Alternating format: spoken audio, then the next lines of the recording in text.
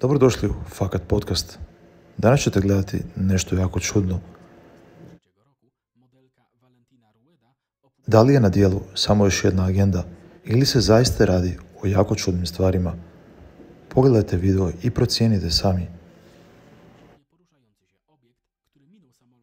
Problem you have right now is we're asking the Pentagon to come forth with information that they've been covering up since at least 1947, the Roswell crash, and now they're going to ask us for funding, is what the Pentagon will do. That's their deal. You know, you have one side saying they're saying publicly that this is coming from some mothership or something, and then another one saying we have no indication that this is coming from extraterrestrials. Well, where else could it be? If it's not coming from China or Russia, they would own us if it was. And, I just don't trust the Pentagon. I don't trust them at all. They've been covering this thing up, and that's who we're relying on for information. I've said this once, and I'll say it again. The way we're going to get this thing resolved is somebody's going to come out with some undeniable information or, the location of a craft or some material that is extraterrestrial in nature, or footage that will have to come out, and it'll have to be better than these infrared sightings that we've seen. Okay, and help us understand, because you're privy to a lot more information, and you spent a lot of your time taking a look at this. What has you convinced that some of the 650 cases are actually extraterrestrials and not just drones or balloons, et cetera? Well, I've talked to too many Navy pilots, Air Force pilots. These are the best pilots in the world, ma'am. They're not flying some Cessna around. They're flying multi-million-dollar aircraft, and they tell me they can't keep up with these things. These things they defy every law of physics that we have. Literally, the G's that these things would turn you and me into literally a ketchup package. I mean, it would liquefy us. They fly underwater, and they have no heat signal. It's more than anything that's being done on this planet. That's the only answer there is. We've recovered stuff in the past, and they just won't come forth with it now. And let me ask you, why the Pentagon is saying these sightings are concentrated off the east and west coast of the U.S., an area in the South China Sea in the Middle East. Has anything been revealed to your panel on why these sightings are concentrated to these areas? Is there just more surveillance in these areas, or is there anything to it? Well, we have military operations in those areas. I've talked to pilots who've stated that they go out on days on end and have these multiple sightings, and we've covered that up for quite some time now, and now it's starting to come forward, and the Pentagon's trying to play catch up, and the American public's not buying. They're just feeding us these little tidbits, ma'am. There's a lot more out there. They need to come forth with it. It is a complete cover up, and they won't even release the Kennedy files. There's nobody even alive that was involved in the Kennedy assassination. They still won't release those. It's a power grab. It's about money. I mean, honestly, the Pentagon loses over $1 billion a year in their budget unaccounted for. And these are the people we're trusting to bring forth information. I don't think so. I hear your perspective. I hear your perspective, Tim. So no doubt in your mind that extraterrestrials have visited the United States, or I'm sorry, our country or our planet.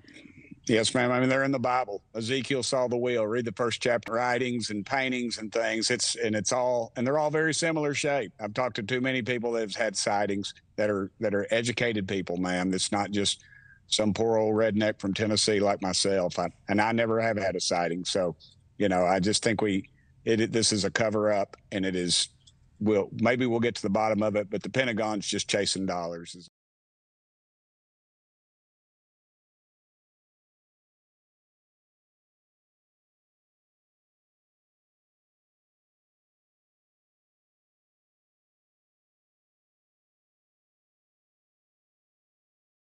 I want to underscore today that only a very small percentage of UAP reports display signatures that could reasonably be described as anomalous. The majority of unidentified objects reported to AARO demonstrate mundane characteristics of balloons, unmanned aerial systems, clutter, natural phenomena, or other readily explainable sources. I should also state clearly for the record that in our research, AARO has found no credible evidence thus far of extraterrestrial activity, off-world technology, or objects that defy the known laws of physics.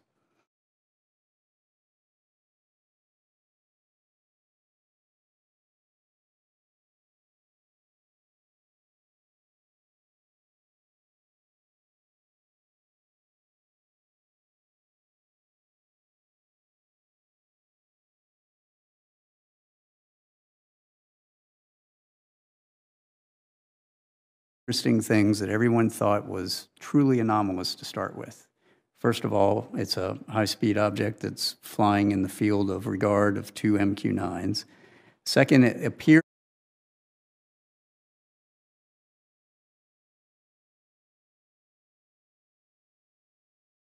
this is in the infrared. This is the heat signature off of the engines of a commuter aircraft that happened to be flying in the vicinity of where those 2 MQ-9s were at.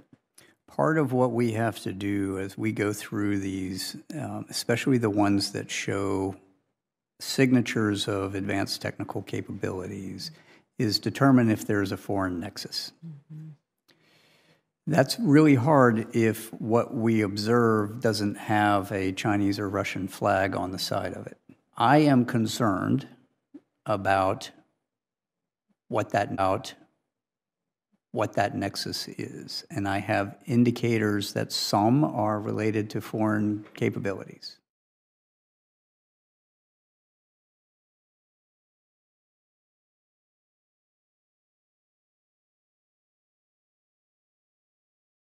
You personally saw one of these. What did it look like? What did it do? Well, initially, we first saw these on our radar systems. We upgraded to a new radar, and we started noticing many more objects out in our working areas that we weren't expecting. We eventually were able to correlate those on our infrared sensor, our AT FLIR, and eventually we got close enough to these objects to see them with our own eyeballs. And the first time that happened, 2 aircrew from my squadron, VFA 11, were proceeding out to our working areas. At the very entrance to the area was one of these objects that went right between the 2 aircraft. The object was described as a dark gray or black cube inside of a clear sphere.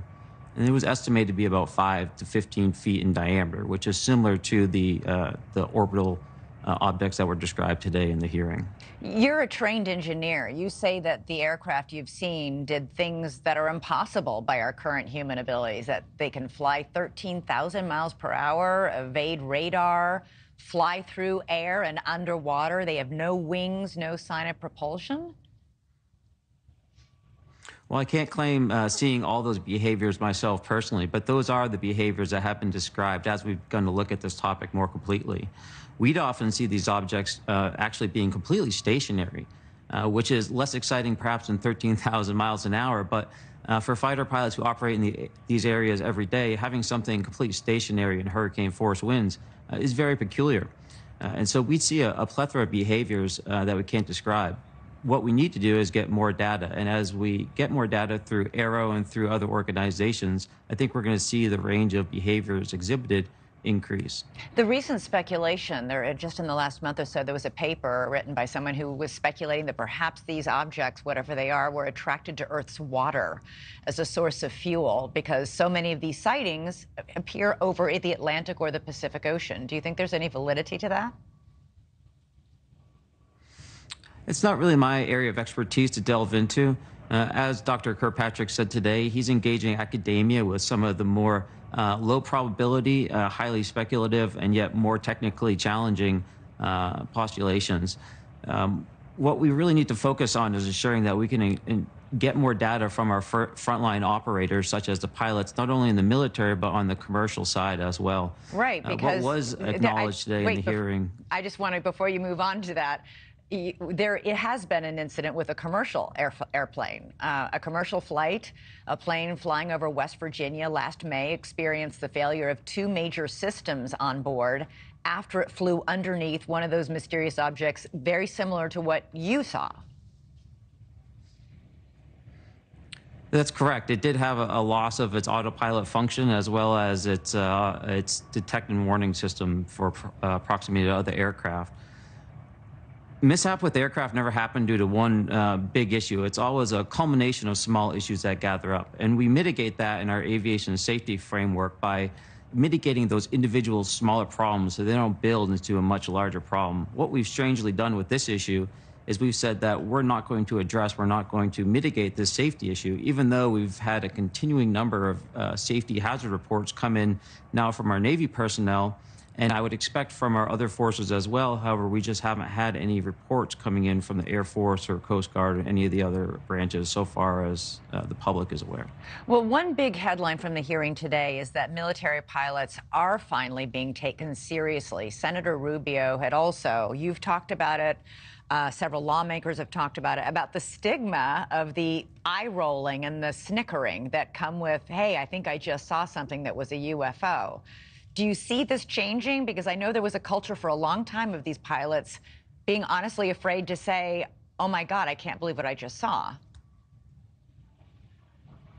Absolutely. And I see that change occurring, and it's certainly not occurring evenly.